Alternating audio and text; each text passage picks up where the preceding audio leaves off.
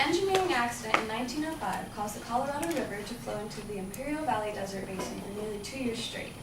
This then created California's largest lake at over 370 square miles, known as the Salton Sea. It then has become a hotspot for the tourist industry, as well as home to communities like Bombay Beach and Salton City. And my home, where I grew up in, was less than 50 miles away from this area, and by that time it was already known for the Salton Sink issue, which meant that every time we had to drive through, we had to roll up our windows due to the poor air quality and the bad smell. And this isn't just an Imperial Valley issue either. The hydrogen sulfide smell has even spread and migrated as far as Los Angeles at times.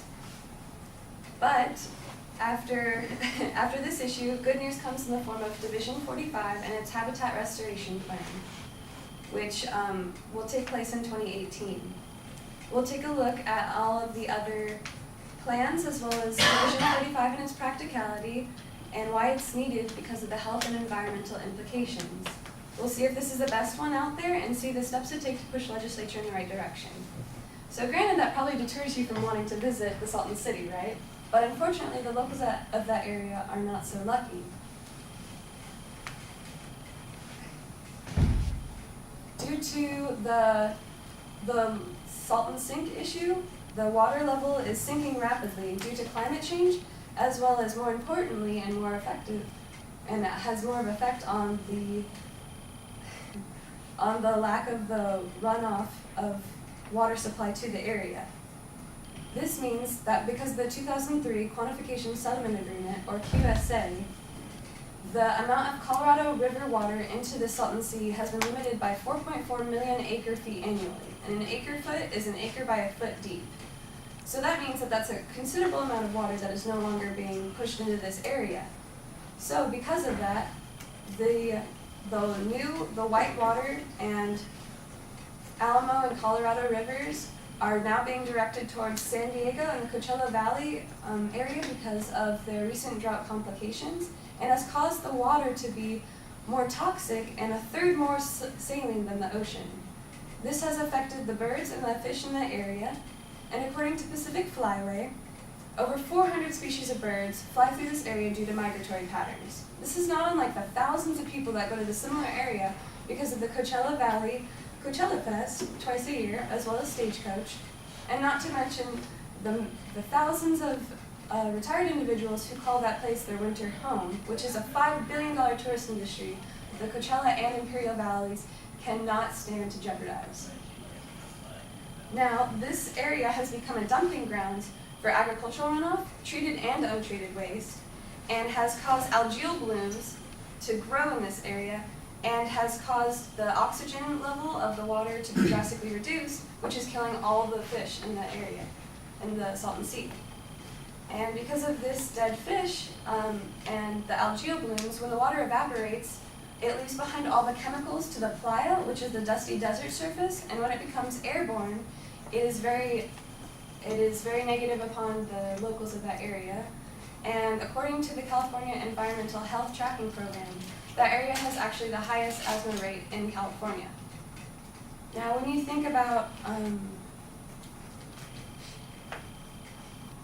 and when you look at the dust moving from there to Los Angeles, like I mentioned, if nothing is done within the next 10 years, that could become a continuous hydrogen sulfide or rotten egg smell. Now, that wouldn't stand to benefit our already less than ideal air quality here in Orange County. So, what can our government do about it? Division 45 is the Salton Sea Obligation Act of 2018, and it intends on building patchwork ponds around the area to help dilute the salinity of the water, and is planned to take place between 2018 to 2028. Because if nothing is done, according to USA Today and the Salton Sea Task Force, about 60,000 acres of exposed lake bed will become airborne and will affect the population and their breathing quality. Now, the patchwork ponds are supposed to be 29,800 acres, and according to the areas of Bombay Beach and Bruce Wilcox, which is the Assistant Secretary to the California National Resource Agency, the conditions are very dire and something needs to be done now for the habitat and for dust suppression. So, the Budget Act of 2016 is allocating $80 million of resources towards this area due to Proposition 1. Proposition 1 is the Water Quality Supply and Infrastructure Improvement Act of 2014. However, this plan needs $383 million, which leaves it a drastic $300 million underfunded. Now, $383 million does sound like a hefty price tag, right? But not when you compare it to the other proposed plans that are out there. In 2007, an $8.9 billion plan was projected and strategized to build a horseshoe-shaped lake to help dilute the water and its salinity with an extensive system of pumps and channels, which was rejected by legislature.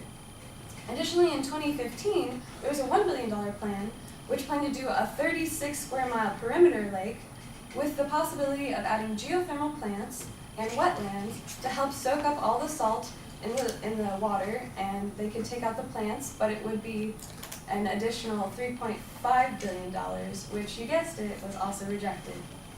Now, it seems like legislature is basing all of their decisions about this very sensitive environment on its price tag.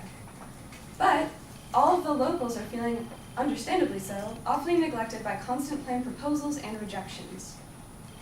So, all the businesses that are suffering and the people who are living there are in a stuck position because they're usually lower class Latino citizens who can't move from that position because of no government funding.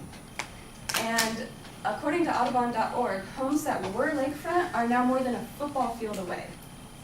So, according to Pacific Institute,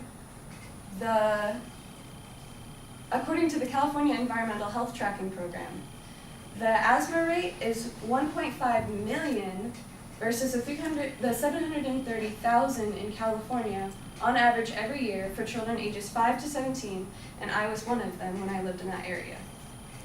And by the Pacific Institute, they say and they predict that by 2047, in less than 3 decades, we will have up to $37 billion in expected health consequences at $16,000 for each hospital extended visit. And that's not even counting the large amount of elderly citizens who live there as their vacation home and are susceptible to a lot of breathing-related issues. So the government is obviously having a hard time accepting the $9 billion plan, the $1 billion plan, and are really taking it slow with the $383 million plan, despite the expected $37 billion in consequences. So, is this really a better option even though it's cheaper? If you look at a case such as the Sacramento-San Joaquin River Delta Valley to help the fish, that was a $16 billion plan that was not only proposed, but executed. So not only can we see that just because this is not so close to Sacramento that it's getting neglected, but that dust suppression is obviously not working, as it is a temporary solution to a long-term problem. So what can we do as everyday citizens to try to support this cause? We can educate ourselves and others and contact our local and state representatives to express our concerns often and regularly. Additionally, the government is beginning to budge and giving the option for people to buy $500 million in government bonds, which is having low to moderate success and is obviously making the citizens feel like this is just some long drawn-out solution. So, in conclusion, if we don't do something about this, the government will find a way to do the same. We've talked about the environmental and health implications and what Division 45 can do, as well as in juxtaposition to the other plans. Yes, this is an expensive plan at $383 million, but it looks like pocket change in comparison to the $37 billion. So I'm calling upon you to care about something that affects you by proximity and my family in the Coachella Valley. Thank you.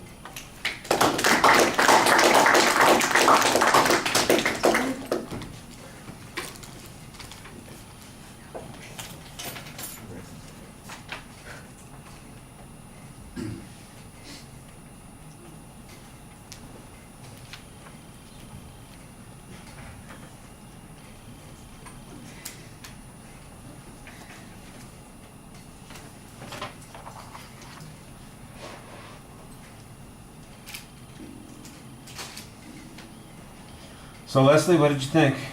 I think you did. You used some pretty amazing facts and statistics,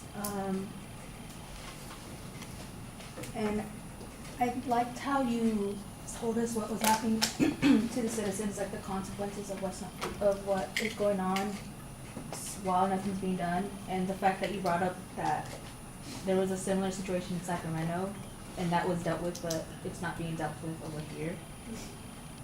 And telling us like what has been offered and turned down, or being done but really slow without any helpful effects. And something I didn't like was you looked down a lot and you played with your hands a lot. So I actually did it. I was like seeing if you were gonna like do something with it to help. So, but other than that, everything else was good in my opinion.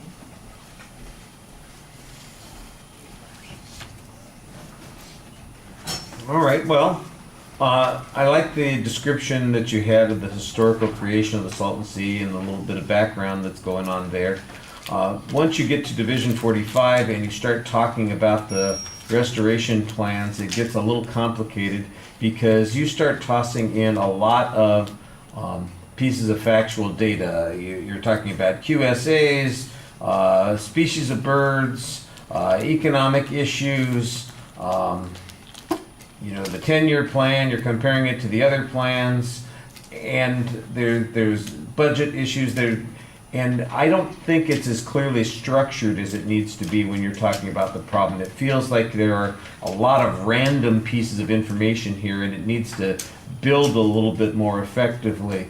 I like the fact that there are health issues and economic issues that are important to the people in that area, and I like the fact that you tried to connect it to the whole audience and suggest that it's not really just going to be limited to folks in that area. It potentially affects all of us as well, either because we could end up getting the rotten smell down the road, or for example because there is a connection to the economy of that particular area. And I think that those are good arguments, but like I said, it feels a little bit like that information does not get as well organized as it needs to be. The presentation issues, Leslie mentioned that you have a tendency to look down. I was a little surprised at that because normally you're pretty good at interacting with the audience, but I think you're trying to remember all the information that you've got, so you have this tendency to kind of looking in that direction while you're thinking about the information, then I'm looking in that direction while I'm thinking about the information, and then you remember to look up a little bit, and so it's a little less consistent than you've been in the past. I didn't have problems with most of the other delivery things. I thought that went pretty well. Let's see. The review helps a little bit with the structural issues. I think, like I said, that it's not entirely solving all of your problems, but it helps a bit. I did think, though, that you had good data in the speech and that you did talk about what the problem is and try to develop it for us so that we could relate to the subject. And I thought that worked well. Some of the solution stuff, the comparison, like Leslie mentioned, that we've had similar kinds of programs that have expended a lot of money that have been approved in other places and they've gone through, and we're not having that same kind of issue going on here. To me, that's the real problem that you're talking about also, that there is a lack of political will to take an action here, and that's what we ought to be working on. The background stuff is important to know why it is there's a problem here, but the real problem is that they're not following through on any action to do something about it, that there are plans. I'm still a little unclear about how these Patrick ponds are supposed to do the thing that you were talking about, but apparently it's part of the plan. All right, thank you.